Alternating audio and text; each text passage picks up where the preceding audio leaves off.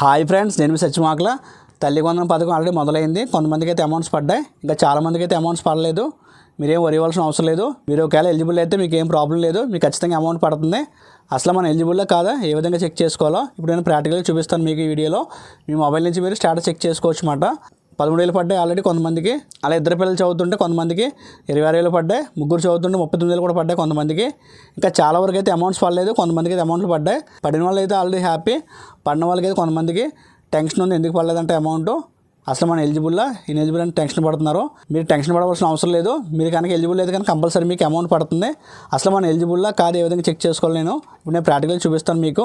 అందులో కనుక స్టూడెంట్స్ పేరు చూపిస్తుందన్నమాట. అంటే ఒకవేళ మీకు ఒకళ్ళు ఉన్నారు పిల్లలు, ఇద్దరు ఉన్నారు పిల్లలు, ఆ పిల్లల పేరు చూపిస్తుంది. అలాగే పక్కన స్టేటస్ ఎలిజిబుల్ చూపిస్తే కనుక ఒక్కొక్కరికి 13,000 చొప్పున మీకు అమౌంట్లు పడతాయి. ఎలిజిబుల్ కాకుండా ఇన్ఎలిజిబుల్ అయితే కనుక మీకు అమౌంట్ అయితే పడదు. పక్కన రిమార్క్స్లో మీకు దేనివల్ల మీరు ఇన్ఎలిజిబుల్లో మీకు పక్కన రిమార్క్స్ చూపిస్తుంది. ఆ రిమార్క్స్ ఒకవేళ తప్పుపడినా ఒకవేళ సరి చేసుకునే అవకాశం ఉంది మీకు. సచివాలయంలో మీరు గ్రీవెన్స్ ద్వారా మళ్ళీ అప్లై చేసుకునే అవకాశం ఉందంట. ఒకవేళ మీకు స్టేటస్ కనుక ఎలిజిబుల్ ఉంటే కనుక మీరేం వరి ఇవ్వాల్సిన అవసరం లేదు, మీకు ఖచ్చితంగా అమౌంట్ పడుతుంది. ఇప్పుడు మీకు నేను ప్రాక్టికల్ చూపిస్తాను. తల్లికి వందనం స్టేటస్ ఏ విధంగా మనం మొబైల్లో చెక్ చేసుకోవచ్చు. ఇప్పుడు నేను ప్రాక్టికల్ చూపిస్తాను మీకు. ఇప్పుడు మీరు మొబైల్ని రొటేట్ చేసి చూడండి. ఈ విధంగా మీరు మీ మొబైల్లో నెట్ ఓపెన్ చేసి ఎన్బిఎం అప్లికేషన్ స్టేటస్ అని టైప్ చేయండి. టైప్ చేసిన తర్వాత మనకి ఒక సైట్ వస్తుంది.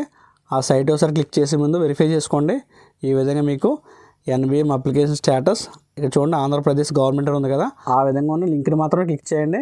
ఏ లింక్ పడితే లింక్ క్లిక్ చేయకండి. ఈ విధంగా మీకు పైన స్కీమ్ అంటే ఇక్కడ తల్లికి వందనం సెలెక్ట్ చేసుకోవాలన్నమాట. అలాగే ఇయర్ అంటే 2025, 26 సెలెక్ట్ చేసుకోవాలి. అలాగే యూఐడి దగ్గర మీరు మీ ఆధార్ కార్డు 12 అంకెలు కూడా ఎంటర్ చేసి కింద క్యాప్చా ఉంది కదా, ఇక్కడ ఏదైతే డిస్ప్లే ఉందో ఆ డిస్ప్లే ఉంది ఇక్కడ కింద ఈ విధంగా ఎంటర్ చేసి ఇక్కడ గెట్ ఓటీపీ క్లిక్ చేస్తే కనుక ఇక్కడ ఓకే అంటుంది. ఓకే క్లిక్ చేయండి. అలాగే మరలా ఓకే క్లిక్ చేయండి. ఓటీపీ సెండ్ అయిందని ఈ విధంగా వస్తుంది మనకి. ఇక్కడ మన మొబైల్కి వచ్చిన ఓటీపీ ఎంటర్ చేయాలన్నమాట. ఎంటర్ చేసి కింద వెరిఫై ఓటీపీ ఉంది కదా, వెరిఫై ఓటీపీ దగ్గర క్లిక్ చేయాలి.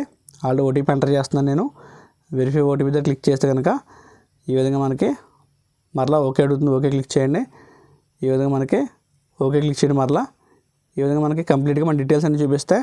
మన పేరు అంటే మదర్ పేరు డీటెయిల్స్ అన్ని చూపిస్తాం మనకి. అలా కింద మనకి చైల్డ్ పేరు చూపిస్తుంది. అలాగే కింద మనకి అప్లికేషన్ డేటు 12వ తారీఖు వచ్చింది. అప్లికేషన్ స్టేటస్ చూడండి, ఇన్ఎలిజిబుల్ వచ్చింది.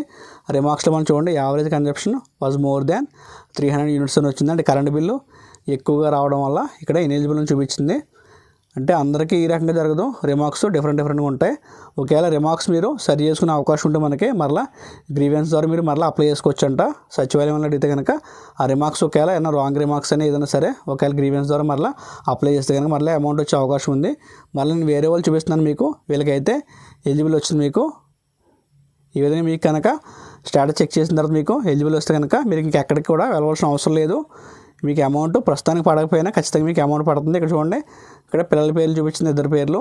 అలాగే status application status eligible, remarks కూడా ఎలిజిబుల్ చూపించింది. ఈ విధంగా కనుక మీకు స్టేటస్ చెక్ చేసినట్టు ఈ విధంగా చూపిస్తే కనుక మీరు ఇంకెక్కడికి కూడా వెళ్ళవలసిన అవసరం లేదు, మీకు ఖచ్చితంగా అమౌంట్ పడుతుంది. అలా కాకుండా ఇక్కడ అప్లికేషన్ స్టేటస్ కానీ రిమార్క్స్ కానీ ఇన్ఎలిజిబుల్ ఉంటే కనుక, అంటే అప్లికేషన్ స్టేటస్ ఇన్ఎలిజిబుల్ ఉంటే రిమార్క్స్ మీకు దేనివల్ల ఇన్ఎలిజిబుల్ ఉందో రిమార్క్స్ చూపిస్తుంది. ఆ రిమార్క్స్ ఒకవేళ సరి చేసుకునే అవకాశం ఉంటే కనుక సరి చేసుకుని మరలా సచివాలయంలో గ్రీవెన్స్ ద్వారా మరలా అప్లై చేసుకుంటే కనుక అప్లికేషన్ స్టేటస్ ఎలిజిబుల్ కింద మారితే కనుక మరలా మీకు అమౌంట్ పడే అవకాశం ఉంది. ఈ విధంగా మీరు స్టేటస్ చెక్ చేసుకుని అసలు మీరు ఎలిజిబుల్ కాదో తెలుసుకోవచ్చు ఈ విధంగా. Okay friends, thanks for watching. Please support Satyamakala for you. Take care. Bye bye. Jai Hind.